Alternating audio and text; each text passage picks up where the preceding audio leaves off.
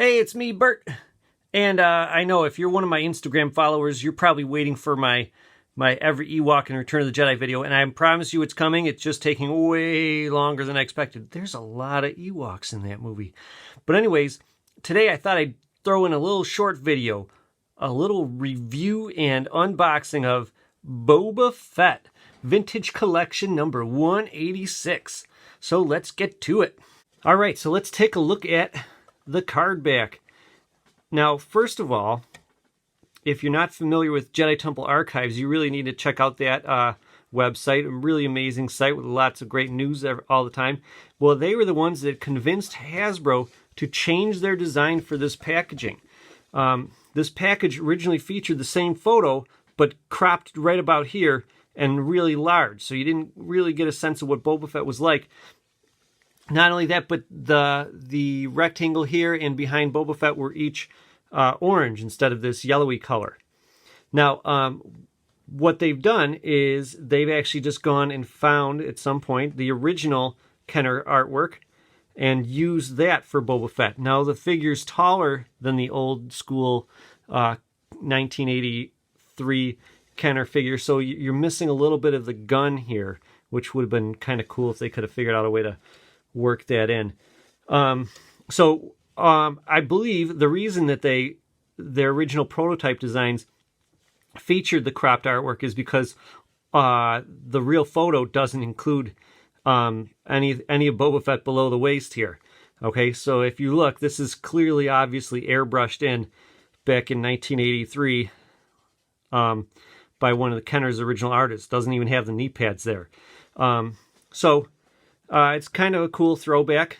I don't know, I felt like maybe they could have added the orange knee pads, but that's just me. Another thing you'll notice right off before you even open the figure is actually another variant.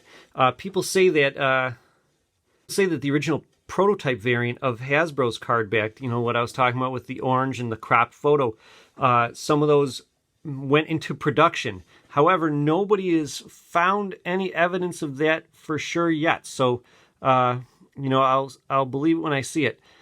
But another thing that you can notice just by looking at the figure from the outside is that he does not have his little red lines. In the movie, he's got two horizontal lines here. Sometimes they look black, sometimes they look glowing red. And they're not there at all. Now, this actually is something that people have found that Hasbro has changed. So some of the newer figures feature indentations there, two little indentations to represent those lines. Now, people wonder, like, how, I mean, this figure is so detailed, how would you mess this up? And I suspect, now check out this photo, I'm wondering if maybe they saw this photo of Boba Fett's armor, which is actually some modified stunt armor that was used in Return of the Jedi. But if you look, those two horizontal lines are barely even noticeable on this. So maybe they were looking at that picture. Who knows? But some of the later versions have those two stripes. Now, one more thing I want to mention is this. I purchased 6 of these. Yeah, not to be a punk, but because I buy figures for myself, Pokey, and my bro Nipper. So with that, the advantage is that I can actually look at these and kind of compare them and stuff. I know what you're thinking. Yeah, Bert, you get the best one, don't you? I actually, because I open and customize just about all my figures, I take the worst one because I can always just kind of fix the problems. So here's the worst one that we had. And so if you're in a store and you happen to see 6 or 7 of these, or just 2, that seems way more likely. Here's some things to look for, okay? I'm trying to get the lighting just right on this, but basically, if you look closely at the helmet, the red, there's green printing where the red should be. And in fact, I think the red is just scooted over to our right a little bit. So this part of the mask is green when it's supposed to be red. And then this part of the mask is red when it's supposed to be black. And then this part is black where it's supposed to be red. So that was pretty ugly looking error that I plan on just fixing on my own. Another problem with this one is, I've seen this on a couple others, is down here on his chest. And let me get this in focus again here. There we go. It's hard to see, but in person, if you're looking at these, try to find one where there's a nice gray stripe between his three main armor plates there. Okay, this one, instead of gray, it's green. The green of the armor has been kind of pushed up into that gray space. And I have seen some more where, this one's not so bad actually, this one's pretty good, but where this gray stripe right here has a lot of green on it. So those are some things to think about if you have the rare occasion of seeing more than one of these in the wild. Okay, otherwise, if you're like me or the rest of us, you're just going to have to take what you get. Whatever Entertainment Earth or Hasbro Pulse or Amazon sends you, or Walmart or whatever. So, yes, good luck. Good luck. I hope you get a good one. Actually, I'm going to open this one right now, and let's take a look at it. Now, I saved my card backs for my good friend Pokey, so I use an X-Acto knife so I don't damage the card back. All right, if you're a kiddo watching this, please, please, please make sure that you are getting a parent's help, okay? Or maybe just have them do this, because I mean, I haven't cut myself yet, but you know, there's been some close calls. All right, this is harder to do when I can't look at real life here. Okay.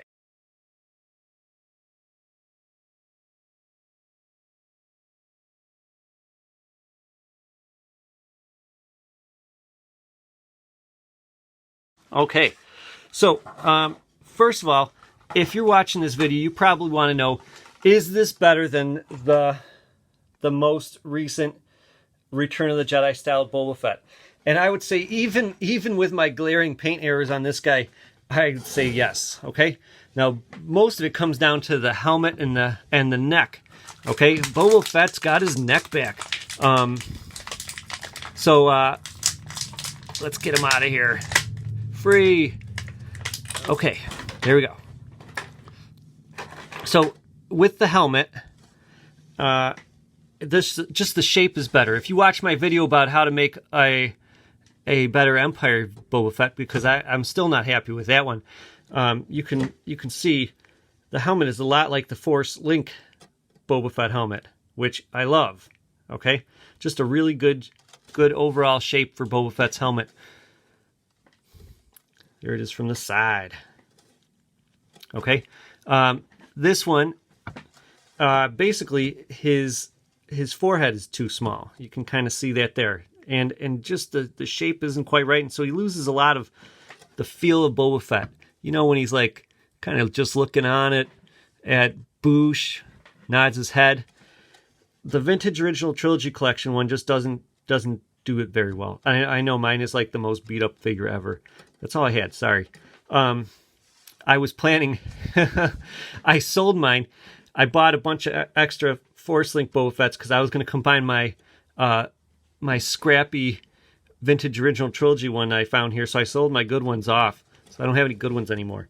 But anyways, the other thing is the neck. I know my shoulder armor here is coming off, but still, Boba Fett has very little neck there. His head's too small, the forehead's too small, and the too small of a head.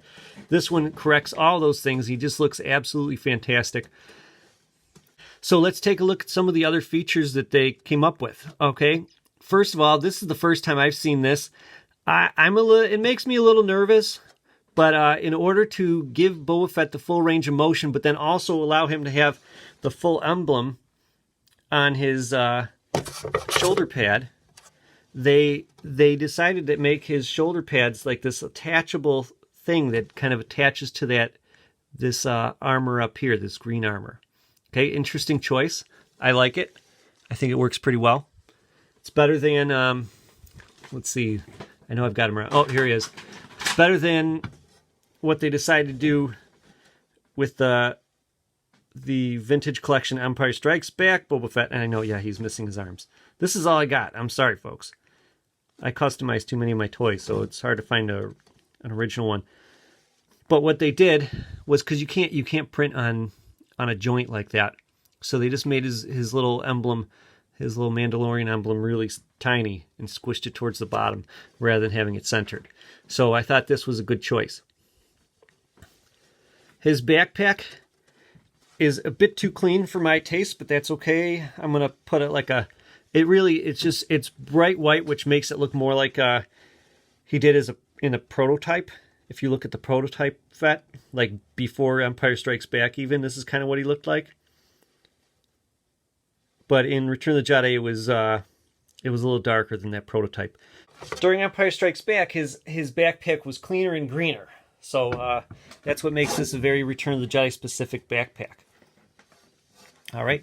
Now, my concern always is when they have this much articulation, I'm always afraid something's going to stick and feel like it's about to break. Okay, because I think we've all been there where we've had some of these modern figures, but I gotta tell you, this guy moves really smoothly.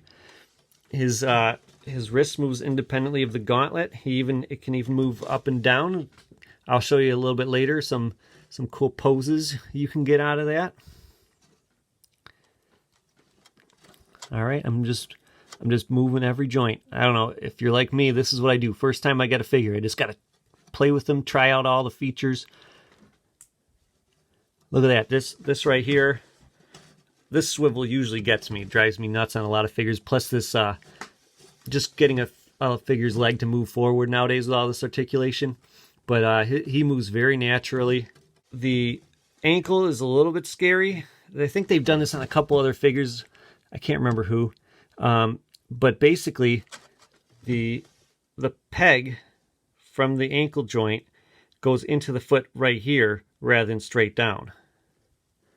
Now, the problem with that is it makes a very shallow foothold because they can't really put it at the heel anymore. Well, maybe they could have put it at the heel, but they chose not to. So it's very shallow. So it's almost completely useless peg hole there. Okay. Now, one thing I noticed is that his hands are more rubbery than most. Okay. And that might seem like a bad thing, but what that allows him to do is he can have his hand very closed, but then yet it can still fit around his gun. And let's talk about this gun for a moment.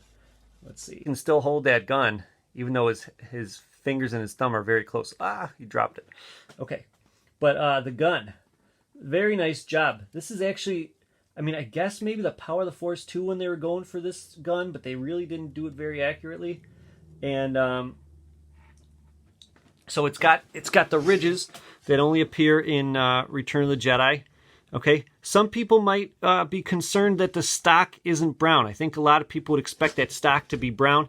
If you watch the movie, it's not. It's just the same color as the whole gun. So for them to treat this all as one color actually is pretty accurate, I'd say. And then the rust is really well done. I think I would have liked to seen them do a darker gray or even black as the color, the main color of the gun, with the rust. But I'm just going to plan on doing a wash over that. Okay. Now, one thing I was hoping for was I was hoping that this figure would be able to put on, be able to wear the flames from the old saga era Boba Fett. I just thought that'd be cool if I could just use these flames on there, and I guess that, you know what, they line up pretty well, but you'd have to drill them or just kind of balance them on there, which would be a little bit tough. Yeah, both those things. I don't know if I would do it. But while we're talking the backpack, I meant to mention this while we were looking at the color scheme. Okay, unlike a lot of Boba Fett's in recent years, rather than having just a simple circle there, they have this kind of like half circle peg. It's a little bit bigger, and it fits. The backpack fits in there tighter. Okay, so it's far less likely to come off. He's got the fabric cape. I think that was a good touch. A little frayed there. Okay, don't be concerned when you look at this photo and you're like, oh, it's not, that fabric cape isn't long enough. This cape is ridiculously long because, again, this was a photoshopped not Photoshop. This was an airbrushed image from 1983. So they did what they could. All right. His cape is not really that long in the movie. Okay, so let's take a look at some of the main Boba Fett moments and see how he fares. Okay, first of all, this Boba Fett, to me, is ideal for a lot of different scenarios. Number one, if you're like me, I'm going to do a future video about this, but so I've taken every vintage figure, and this is going to be a video sometime in the future, and tried to choose the ultimate modern update of that figure. And I would say this is it for Boba Fett. I mean, now I don't know if you guys know this, but going back real far, in was 79 when this figure was released on a Star Wars card back, he had the red and yellow gauntlets just like this, and that's how the vintage version looked throughout the entire run, right up until he was included in the Droids cartoon and Tri-Logo packages. And there's some variations in there, but that's essentially what he looked like. That was actually based on the prototype of Boba Fett, which I mentioned earlier. You know what I never noticed? Look how bad that visor is on that guy. Okay.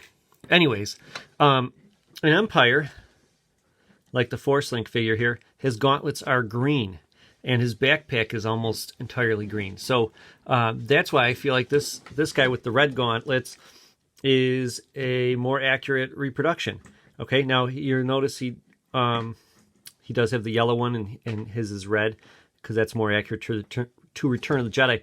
But fun fact, if you watch the moment when Boba Fett gets knocked into the Sarlacc, as he's flying through the air into the sail barge, there's a certain point where they stop using live action, Jeremy Bullock or whatever stunt double they had, and they actually use a model, okay, like some sort of stop motion model waving its arms through the air.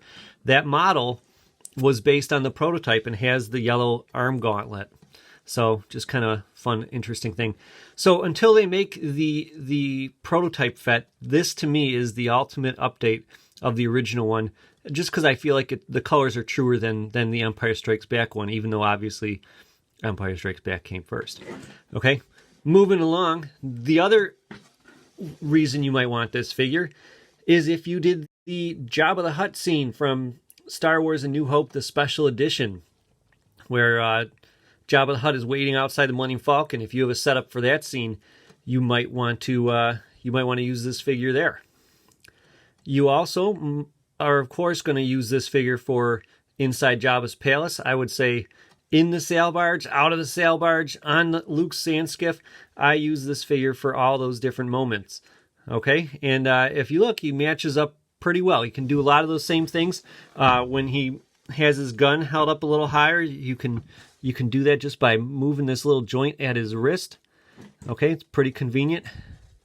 So that's been my my review, and I hope you guys enjoy it, and unboxing too. I took the figure out of the package, but you know me, I love opening toys.